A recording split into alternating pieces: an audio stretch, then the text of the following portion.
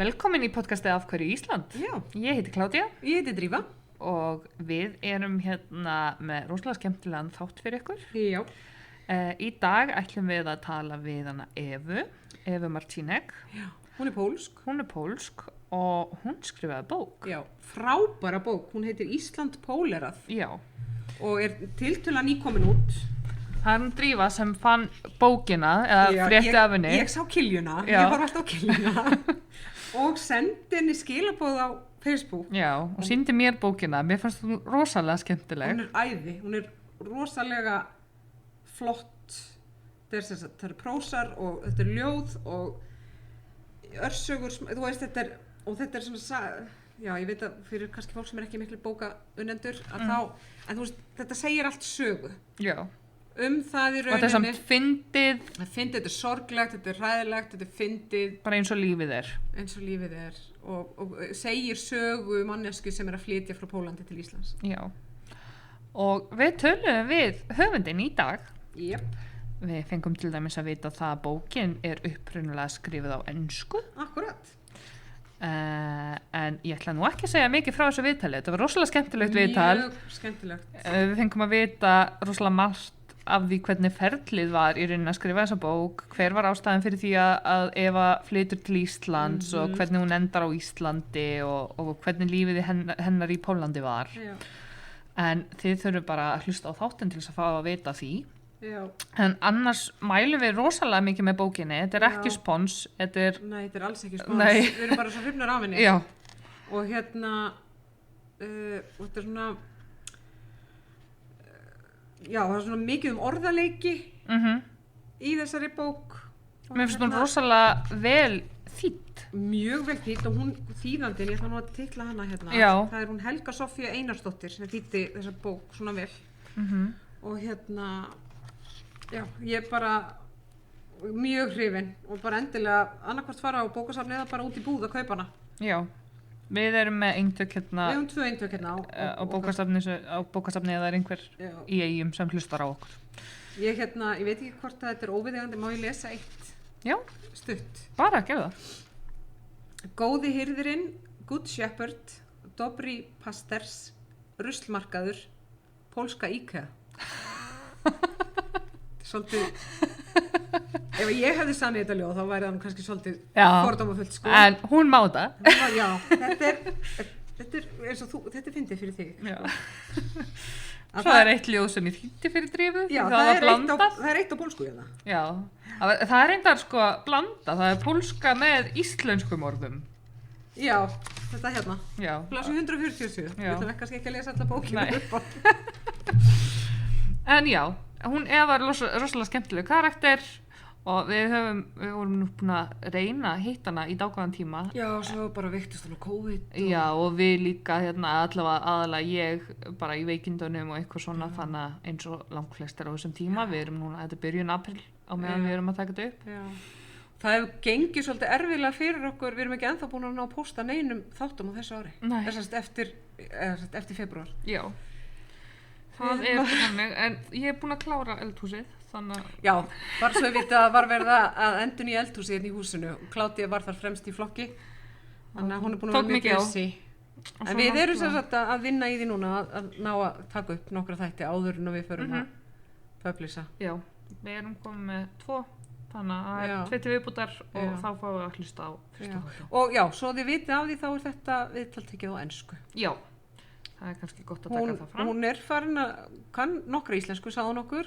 Við höfum náttúrulega sendt post á hana á íslensku og allt svoleiðis, en eftir COVID þá segist hún að vera náð að gleyma og hún hefði ekki sjálfstraustið í það að fara kannski í djúpt viðtal á íslensku. Það er rosalega margir sem hafa lent í þessu að gleyma hlutum og svona eftir COVID sko. En já, annars erum við bara góðar. Já. Hressar að styttist í páska. Jups. Og sumarfríið en við ætlum að reyna að koma vel út. Já, Já, taka upp. gera smá lager og nú fyrir við að geta postað. Já. Einhverja þáttur. Já, og þið finnið okkur á Facebook, Já. af hverju Ísland podcast, og við erum á Instagram, af hverju Ísland, Mhm. og það er hægt að senda okkur skilaboð á afhverjuisland@gmail.com, en á sama tíma er ég líka með claudia@vestmannaeyjar.com og þú ert Drífa, .is. já, .is, og þú ert Drífa@vestmannaeyjar.is, Já. við skoðum það líka, og þið finnið podcastið okkar á öllum helstum hlaðvarpsveitum. Já. Og erum á YouTube líka. Já, og YouTube. Til dæmis ef þið viljið horfa á okkur, því þetta var tekið upp, hún var bara í bænum og við hér, Já. gegnum Zoom, þannig að ef þið viljið horfa á okkur Viðtalið. og hana, þá er hægt að gera það á YouTube. Geggja sætar í dag. Ég setti líka góðan filter á okkur. Sett þá með maskara og allt. Já, ég líka. Sérðu hvað við erum fínar. Nei, við ekki Allt fyrir YouTube-ið. Ég var að byrja þetta bara. Jú, gjör svo vel. Gjörðu svo vel. So hi, welcome in Af hverju Ísland. Can you tell us your name and where you're from? So my name is Ewa Marcinek and I'm from Poland. And why Iceland? It's a long and complicated story, so I wrote a book about it. Yes, this one. Yes, Polishing Iceland, Ísland Pólerað. Why Iceland? When I was thinking actually about this question earlier, I was dividing it into two, because there's one story behind why I came to Iceland and then why I stayed in Iceland. And those are two different stories. We would like to hear them both. Yeah. So I came to Iceland just by chance. It was, I was never interested in Iceland before coming, I'm sorry to say, but I wasn't one of those people who love Sigur Rós and Björk and, no, I was the southern girl. I really loved Italy and Spain, and I was studying in Italy as well, so I was more connected to the south of Europe.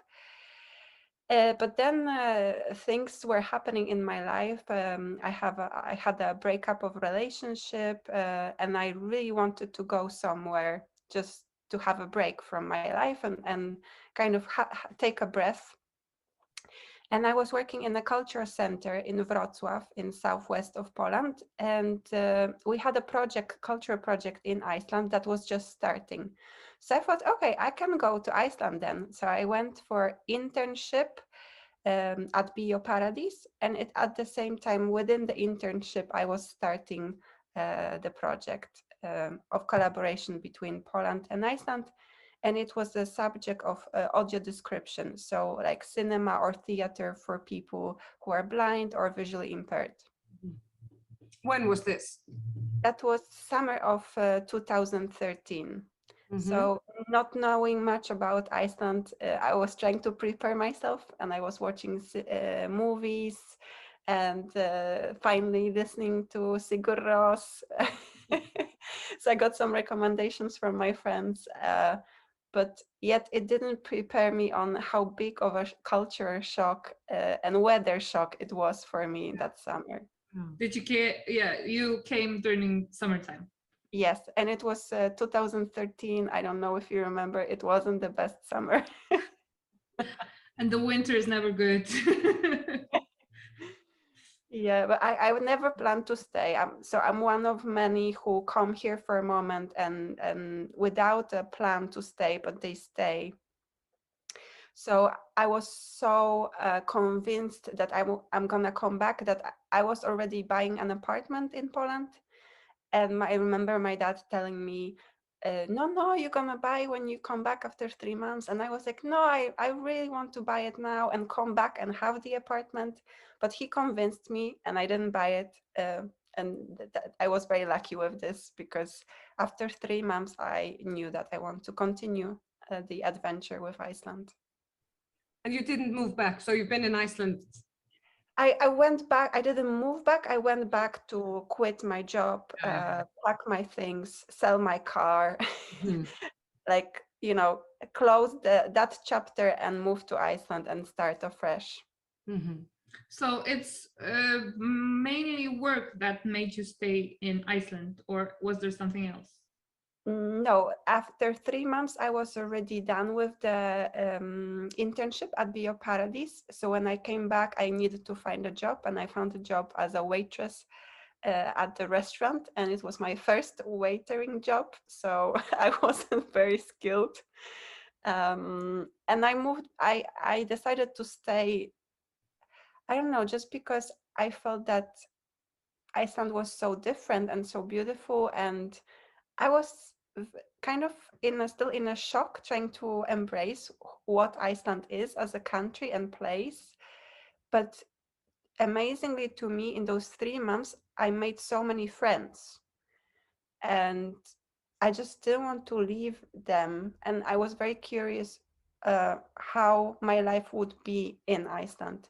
And also, when you break up with someone, and I was in a long, I was 9 years with that person, you kind of start a new life without that person, without the relationship. But it happened to me that I started it in Iceland, and I just wanted to continue it. Mm-hmm.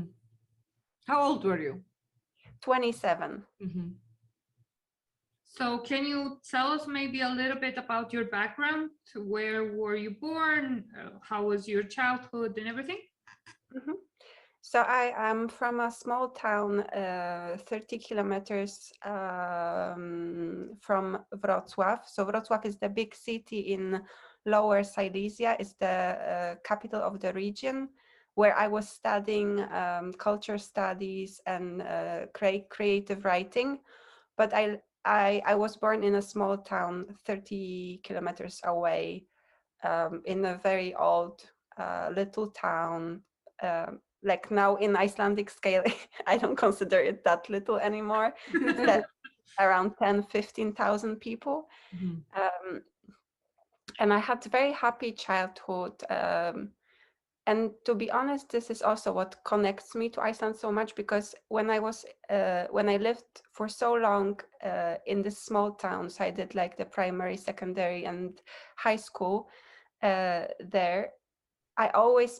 It's a great community, and I always had so many friends there, and we all knew each other, and I could walk everywhere. And then I moved to university for my studies, and I spent, I think, around 8 years in the city. But when I came to Iceland, suddenly I felt the same small town kind of community, Mm-hmm. where I would go out and just meet people, friends on the streets. And I really love it. You know, I go to a swimming pool or to a cafe, and there's always someone who I can greet or chat with. But at the same time, Reykjavik was offering the same quality that a big city in Europe offers. So the theaters, concerts, music. And to be honest, I've never been as active culturally with music as when I arrived to Iceland. I remember my first waves festivals, and I was just overwhelmed with it. Mm-hmm. In a positive sense. Did you speak English when you came to Iceland? Yes, okay. So you learned English in school in Poland, or? Yes, I started very early. We started in kindergarten. I remember my first word was sausage. And I loved it so much. And I know that my dad was also trying to teach us English. I think that was like the idea after the communism collapsed. The people stopped learning Russian. They started investing in the Western languages. And my dad really wanted us to know English for some reason. And and then I had English and German throughout my education. But when I came to Iceland, my English was a bit rusty. And I remember a friend that I was working with in this audio description project. We met when I came to Iceland, and then we haven't seen each other for 3 months. And then she invited me for dinner after 3 months. And she gave me this kind of nice, but also like a painful compliment, saying, "Wow, in 3 months, your English improved so much. I didn't understand you before." Oh, oops. But did you start to try and like learn Icelandic right away, or? No, in the first 3 months, I didn't take it seriously because I didn't want to stay. I didn't plan to stay. But then when I came back after sorting out my life in Poland and closing some things there, I started to learn, but it was a linguistic shock for me. Like it was almost impossible for me to remember anything. And I have this anecdote that even the day I arrived in the summer of 2013, and I wanted to tell the bus driver that I'm going to stay on Laugavegur, I couldn't say it. It was just something in my mouth was not working, and I was trying to say so much like the name, but I was just saying loyal. It wasn't coming. And then he said, this is actually far away. It's few hours drive from Reykjavik. He fought the Laugavegur in the highlands. Oh, yeah. I was so You were at the wrong confused. place. Yeah, but it was hard. Like even I lived on Vesturgata, and to be honest, for years it didn't mean anything for me. Those were just sounds. I didn't see like Vestur and Gata, which I understand, the West Street. But the first years it was just Vestur Gata. It was just random sounds together that I kind of needed to remember, but I had no way how to. But you speak some Icelandic now. Yes, I'm very shy, but I speak. Yeah, I do speak. And how did you learn Icelandic? Did you go to any courses or? Yes, it was also a long road. I did 4 levels of Icelandic for foreigners at different schools. I had 2 private teachers. Now I have the 3rd private teacher. I was working in a restaurant, and I was trying to be able to serve in Icelandic. So I kind of like learned like a monkey some things, so I could really talk a lot about fish, but I could never talk about my life, so the vocabulary was there. And then I was working with kids in fyrstu, in after school care, and that really opened me because I had no choice. If a child is crying or they want something and they don't speak English, like like I needed to and I also was repeating so much after them. That was really, I always recommend everyone working with children. And I went to art school for 1 year, and it was in Icelandic. So I also, like, another vocabulary came in. And yeah, so it's like a mosaic of ways to get my vocabulary and grammar right. But I really would like to study Icelandic for foreigners at the university, because I feel like I still need like proper structure, and there are so many gaps in my Icelandic. So what I'm doing now is I'm trying to enrich my vocabulary, because I noticed this is the biggest problem for me whenever I speak Icelandic. Then I switch a bit to English just because I don't know how to say this word or that word. Talking about your book a little bit, because you write about it not being able to speak good Icelandic to your customers. Yes. So you had bad feedback from customers, Icelandic customers. I had all kind of feedback. All kind of feedback. I was after moving to Iceland, I was very lost, and it was my first waitering job, so I didn't also know the job to be like best in service. And then I was hired without having Icelandic, so I assumed, why not? If someone hires me to do it, then like no one will mind. But people did mind, and reactions were. It was 2013. I think now we are more used to having people in service especially after the tourism blooming. We are more used to people in service speaking English. But in 2013, I was one of the first waitresses who didn't speak Icelandic. And yeah, some people didn't want me to serve them because I didn't speak Icelandic, and they would say like, no service. And that was very hurtful for me because I was just doing my job, you know. So I felt like we were all kind of stuck, you know. The people who hired me to serve, they hired me for some reason.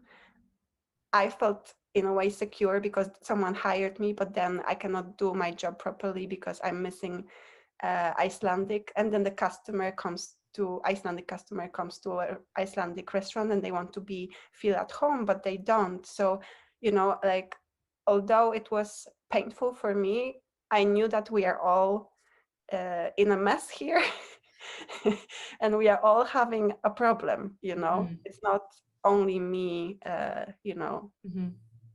Have you experienced prejudice from other places in Iceland? I think yes, and I think this is like the most the essence of the prejudice. Like, I like the prefix pre, so it means that something is before, you know, something is there before you. So prejudice. When I came to Iceland, I thought I will be like a carte blanche. I will start my new life. Everything is gonna be fresh, and I'm closing something behind, and I'm just starting new life. And when I arrived, I started working as a waitress, because when I was in Bíóparadís, I didn't feel it any sort of conflict with me being there, my identity. But when I started working as a waitress, then I realized that there is a conception. So there is this preconception about what a person from Poland is, who is the Polish person. And that was very much in a conflict with how I wanted to be the carte blanche. You know, I wanted to start afresh, and the people already tell me what they know, not about me directly, but what they know about Polish people. And those Polish people they were referring to, those Polish people weren't back at home in Poland. Those were some kind of Polish people, I don't know, living in Breitholt, or people they met somewhere in Iceland that I felt very disconnected from, because I didn't know those Polish people. So, you know, like when I lived in Italy for a very short time, 6 months, people would be very enthusiastic about me being Polish, but they would refer to like Polish Pope, Polish food, and Krakow.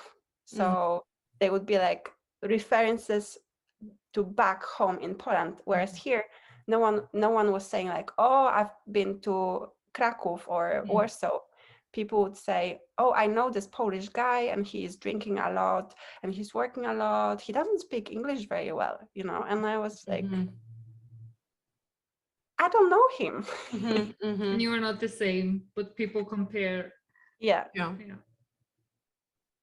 And those, you know, we say. Were you experiencing this in the beginning when you were new here? Do you still get references like this? No, absolutely not. It Oh. was just the beginning, and I think it's also a very vulnerable position to be a waitress. You know, like waitress, being a waiter, you're paid to be nice and polite, and and it's a position of power that someone who is paying you, someone who's sitting at the table ordering food from you, they think that they can treat you the way they want, and they can, you know, it's not an equal situation, which is also very interesting because that shows like the real manners of people, or, you know. So some people just felt comfortable enough to leave me a comment or to tell me something that maybe wasn't the most polite or friendly.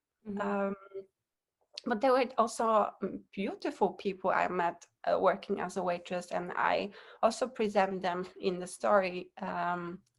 People who were sharing.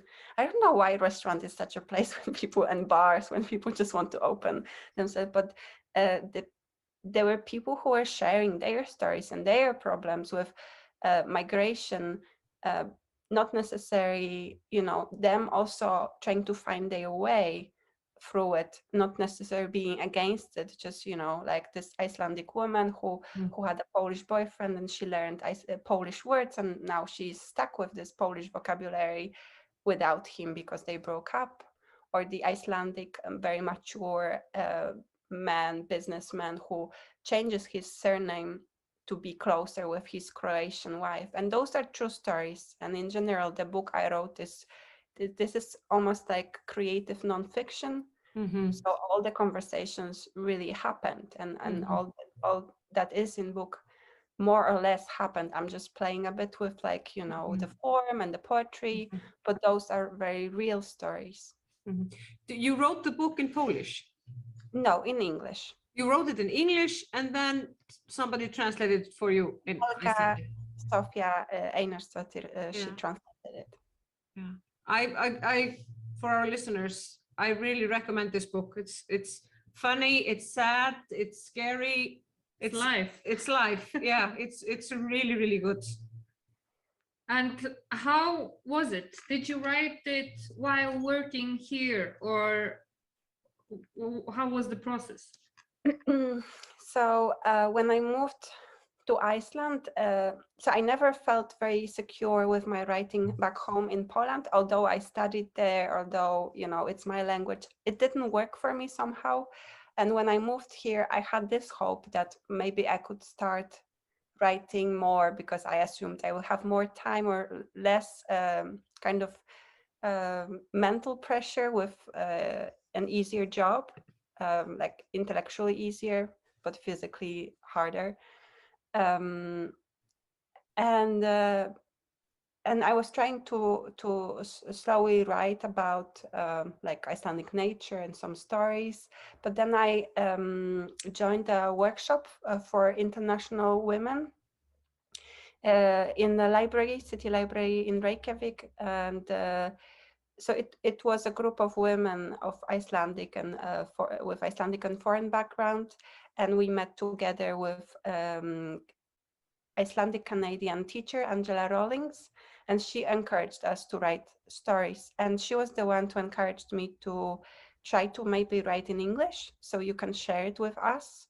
And that was the first time I wrote in English. I never would even think about changing languages. And then she also suggested you can, you know a few words in Icelandic, you can play with them. They are yours as long as you can, when you know them, they are yours.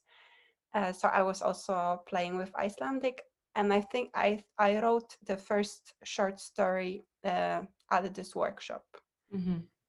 And yes, and I was working back then as a waitress. I was working as a waitress for 6 years, first 6 years. It's just a very easy job for also creative people, to have, like, you can work with your schedule. It's very easy. The same, the after school care with children. I met many actually artists working with children just because they need half-time job to secure some money, but have also time for their creative work. How long did it take you to do this book? I started in 2015, and I had it ready, I think, around 2018, so maybe 3 years. But I wasn't ready to publish it. I kind of started getting even like proposition to translate and publish it quite early, because since I started writing it, I've been participating in many reading events, and I've been invited to many like literary festivals or evenings where I would share it. So the story, even if it wasn't published, it got quite popular, and I got some recognition. But I was so insecure because I know that the story is written in English, that it's such a mix of languages. In Icelandic is not as visible, but in the original English version, there's much more. It's like a mix of mostly English and Icelandic and a bit of Polish.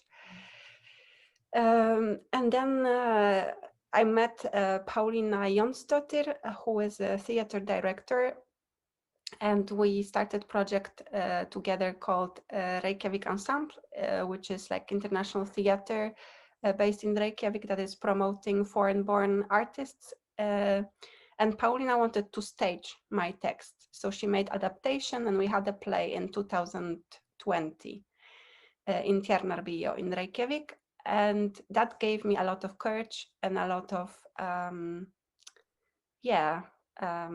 optimism that maybe it can work. But still, you published the English version of the book also.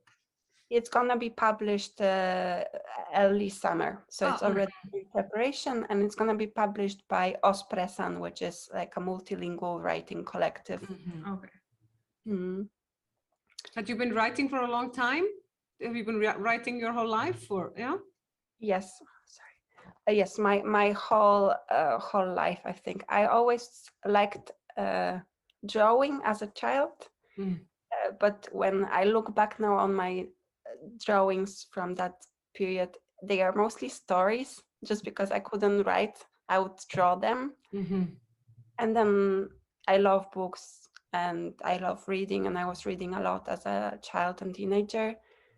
And my dad is a great reader, so I was sometimes thinking that from the love to my dad, I wanted to also write books he would like. I don't know. And so I've been I think from since I was 13, I was already telling my friends that I'm gonna be a writer in future. And this is your first book, or this is my first solo book, so it's my debut. I've been published in magazines and group publications, but this is the long-awaited step for a writer. Can we expect more books from you? Yes. Novels or more poetry, or? No, I think poetry works for me mostly like a tool and kind of ornament, but I prefer prose and also nonfiction.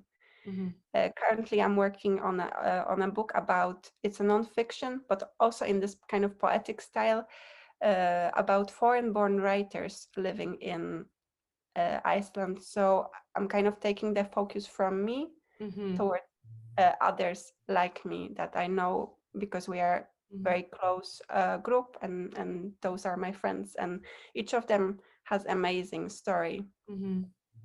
Do you think the book is going to be published in Poland? I think it's going to happen sooner or later. We are bringing the play now to Gdańsk, to Shakespeare Theatre, and there was a conference about it, and the book was mentioned, and there were many people very curious and interested if it's already translated. So I should get my efforts to translate it to Polish. It's just very weird to be explaining that all that's in Polish, because now I'm mostly writing in English.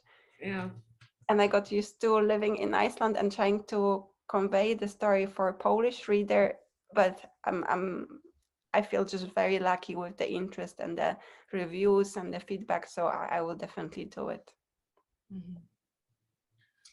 How is your life now? Are you working somewhere? Are you focused only on the books? How is your life now? Life is great. My life is great right now. I've been working with Paulina Jónsdóttir in Reykjavik Ensemble for 2 years, 2.5, I think.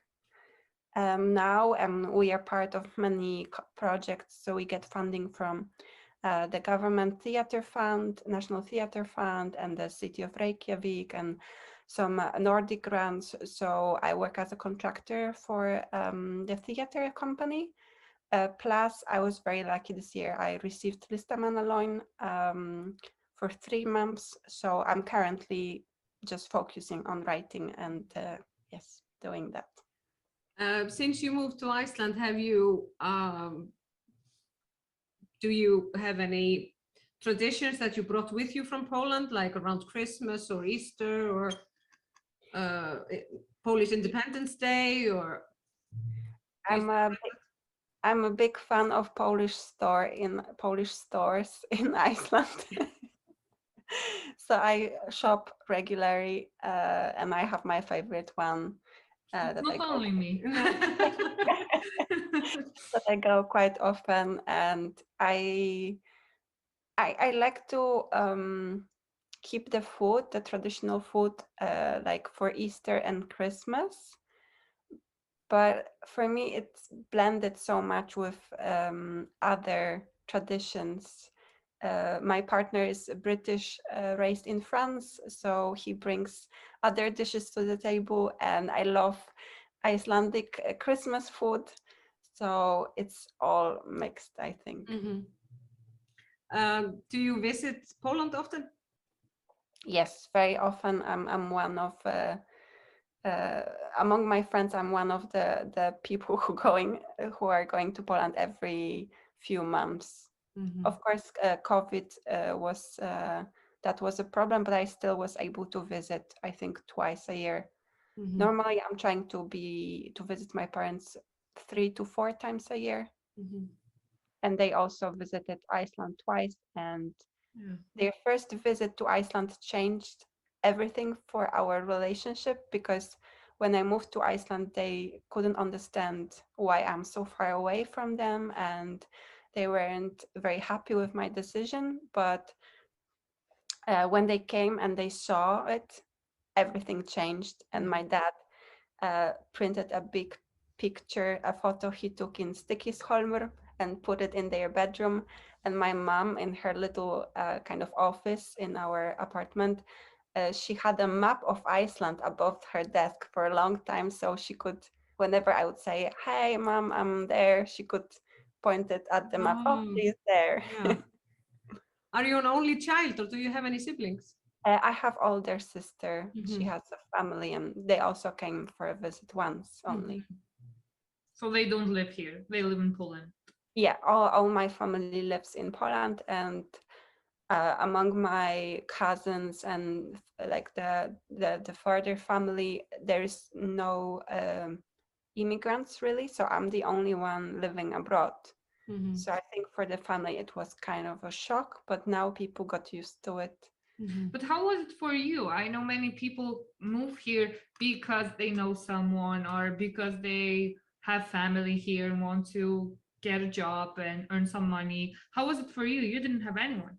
I didn't have anyone. I just wanted to escape my life, and I didn't take it seriously. It was just for 3 months. I'm just gonna go there and come back. So, and also if I went for internship, that kind of gave me a structure.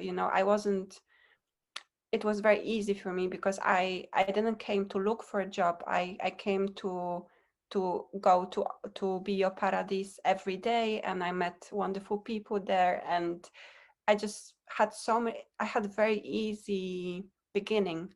And also the project that I came with, we collaborated with art school, Myndlistaskólinn í Reykjavík, and theater in Hafnarfirði. So I needed to meet them and talk with them and do project with them as well. So I had so many connections in the first 3 months. So then when I moved here, it was just about finding job that would give me financial security. But I had so many friends and so many connections, and I knew all the festivals, and I knew where to go. And I'm very art and culture oriented, so that was very important for me. And that was I think, the reason I fall in love for Iceland after coming, because although I was working in arts and culture before, I haven't been as exposed, you know, like just Reykjavik during airwaves, you know, like now I'm used to it, but that was like I was on my way to Be Your Paradise, and there was a concert in Be Your Paradise. There was a concert in store, in a pharmacy, I remember. Everywhere there was just music and art, and I just loved it so much. What was the hardest part about moving to Iceland? I think the disconnection with my family, and there was a time that I didn't want to have calls, like Skype calls with them, because it was in a way too hard. And I was just exchanging emails and sending texts. And I know that it's not nice to be a child that moves abroad and then she doesn't even want to call. But if I would call, it would make me cry. So I kind of needed, I think those 2 first years, I wasn't very available for my family because I just needed to establish my life and kind of, just go through it, this grief of leaving your family behind. Language. So I don't know what's the solution, but I wish someone would sat with me when I arrived here and just tell me how this language works and really take me by my hand and just lead me through this language and, you know, explain it, because I feel very lucky that now after 9 years, I understand the language, you know, so I can Google the words and I can check them in Icelandic dictionary, and you know, like I understand how it works. But in the beginning, it was just like a code for me, like some kind of scripture that I couldn't uncode. But what was the easiest part? Friends and community and support. I received so much support here for all my like projects related to literature or writing or culture, and friends and openness and the space and the I can just go on, and the peace. It's just such a wonderful place. I couldn't believe how peaceful I am when I arrived. You know, like suddenly everything just tuned down, and I was finally I can breathe. For us, it's because we live here in Westman Islands. When we go to Reykjavik, the stress levels go up. Yeah. The traffic. Oh, the traffic. You can't even call it traffic because in bigger cities it's worse. But yeah, for us living here and going to Reykjavik, it's definitely not calming. I know, because whenever Westman Islands, they are like a point that I always want to show to the guests visiting, because for me it's like it's different world. It's Have like you been here? Yes, many times. Okay. I love it. Actually, it was my first trip in Iceland when I arrived. That was one of the first trips I made. And yeah, I love it. It's like island on an island, you know. It's another level. I love it. It's amazing. Visually, it's so stunning. You know, the colors. I love like the green lava, the red or black lava city. Yeah, it's wow. It's amazing. Sometimes when the weather is good and the lighting is good and you look around and sometimes, wow, I think I live in a painting. Yeah. It's so beautiful. When I wake up, I see the view outside my window and I'm like, wow, people pay for it. But I had one more question.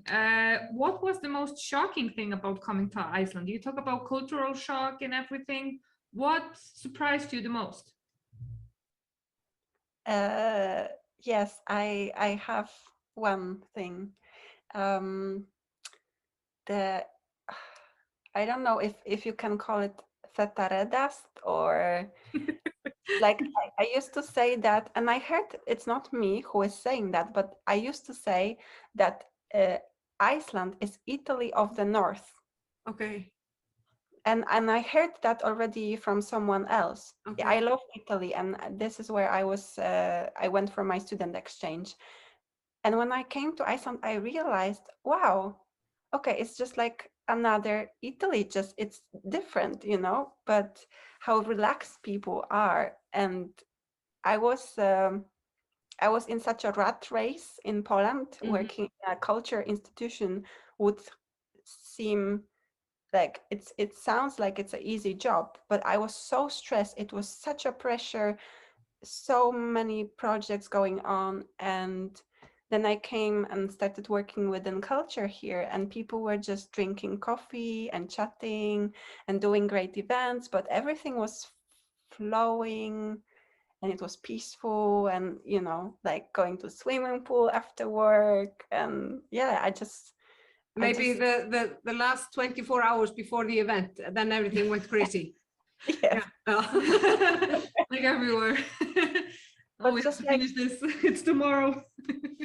just every day seemed to be more about pleasure of life than about, you know, being so insecure about your job, you know, because I think this was the problem for me in Poland, that I always felt that there is 5 people that can take my job away from me. So I need to be the best of the best, otherwise they will, you know, let me go. And yeah, so I think that was one of the culture shocks. And then I would say feminism as well. Like I wasn't exposed to it. I knew, you know, feminism as a part of the discussion in the mainstream, but I learned it I really got it in me after moving here. And actually it was Icelandic boyfriend of mine who who started pointing things in my life, and he was like, this guy should not treat you like this person you know, like they cannot treat you like this just because you're a woman. And I was very confused in the beginning, but then it all got to me, like, and I cherish it so much. And actually yesterday I had a call with a person in Poland, after which I wanted to cry because someone patronized me on the call just because it was an older man. And he felt like it's so normal in Poland to be patronized at work, like, you As a know, woman, young yeah, woman. Yeah. especially younger women, you know, women in general, but younger women, Yeah. you're like a secretary, you're not a project manager to them. So yeah, so it was a shock, but it was a positive shock. But I needed to learn and kind of establish myself with those values as well. What are your plans for the future? We know about books coming up. You've been talking about your boyfriend that is British and French. But are you planning to stay here? Are you going to travel? What is the plan? So Iceland will always be my home. There are questions with family, because as my parents are getting older and his parents are getting older, there's a question of care and not much time left, and where we want to spend our time. But I do see myself in Iceland, and I had this fun conversation with him as well when I said that I would like to be buried in Iceland. So I see it as a place where, you know, of a final rest, of the final destination. So as I need to accept that I will need to travel a lot and maybe be in Poland for a year, or, you know, I don't know. I'm trying to take it step by step. I really love Iceland that much that I want to be buried in Iceland. That's a nice conversation to have with your boyfriend. We are entering this phase of relationship. what are his thoughts since he is English French? Does he want to stay in Iceland also, or? Because he's English French, it's already complicated for him, whereas Iceland is kind of a safe place. So I think he would like to, because he's British, raised in France. So although he studied in UK, he never really lived here. So I think he would like to live in UK for some time. But then when we are in UK, he wants to be in France, and yeah, it's. And when he's in France, he wants to be in Iceland. And Iceland, yeah. So all our community and our friends are in Iceland. So I think that's like very strong point. What do you think? Is there something that the Icelandic government or Iceland in general could do to make it easier for people to move to Iceland and settle down here?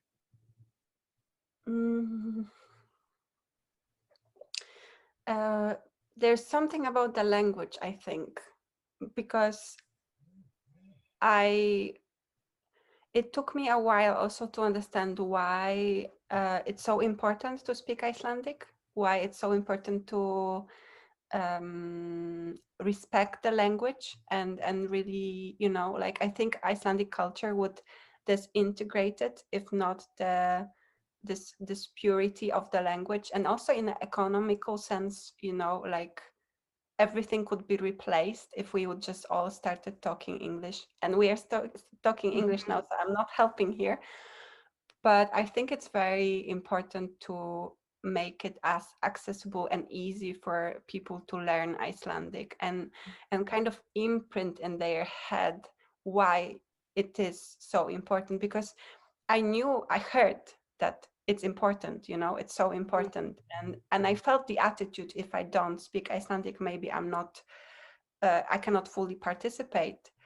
But I think people don't really understand why it's so important, like that we can cherish all that is, and we can like participate in all this generosity and beautiful culture, beautiful land, but that without Icelandic it's gonna collapse. So like people need to understand the reason, not only be told you need to learn Icelandic, or if you don't speak Icelandic, then I'm sorry, So I don't know how to do it, but it is a difficult language to learn, especially for people who are not from the Nordic countries. So there must be a way we can make it easier for people, or more friendly. And actually, me and Paulina, we are at Reykjavik Ensemble. We want to start teaching Icelandic with the use of drama. So for people just, to have fun while learning and just be more encouraged and feel self-secure when speaking Icelandic. I think Icelandic people also have to be tolerant of people trying to speak Icelandic, even though they don't do it like they were born here. Yeah. They don't have the greatest vocabulary, but they are trying. And I think Icelandic people need to be more understanding and tolerant towards that. Yeah. So that people are willing to learn more. Yeah. And not always switch to English. If someone is trying, just keep on going with them. But I mean, people are used to going the easy way, so I understand it also. But yeah, maybe because also Icelanders are always in a hurry, so so that might be it also. Yeah. I have a question for you. What do you think?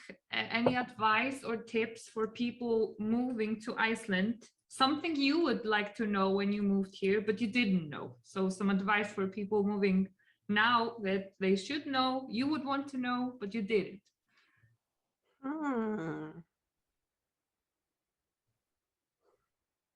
Very good question. And I really don't know. Yeah, I think it would be practical. I think I would just give them all the knowledge that I had about, using the opportunities that are there. So like the workers' union grants for learning Icelandic, and how that works. So the people, I think maybe that's the problem, that some people arrive here and they work hard, but they don't know all the benefits of when they start working, when they start contributing to the system, what they can take back. Because I did a year of art school here, and I did plenty of courses, and it was all paid through my job from my money that went to the unions. And actually I didn't, like, it felt like I've been studying almost for free.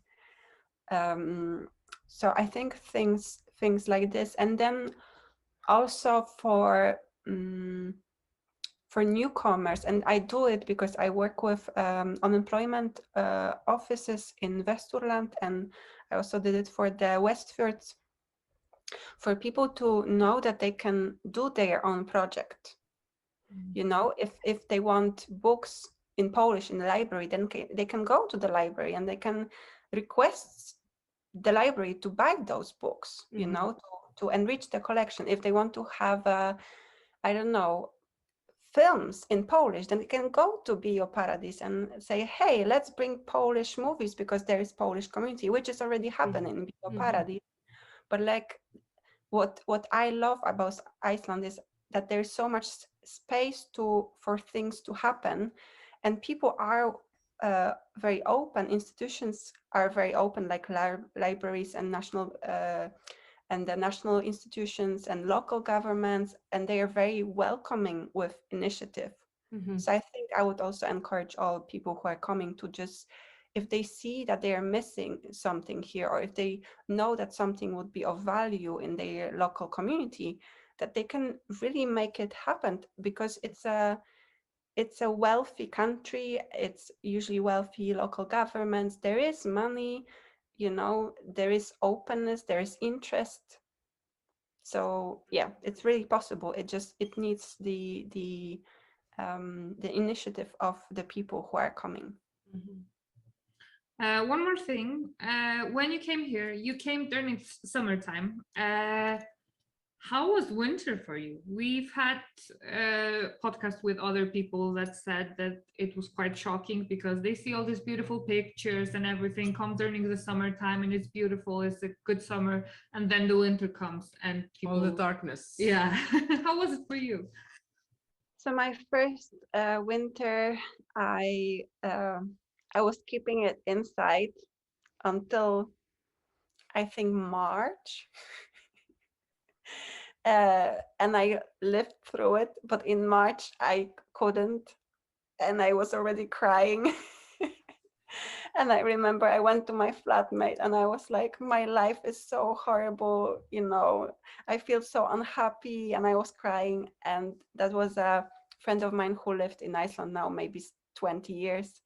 And he was just, Eva, relax, that's not you, that's darkness.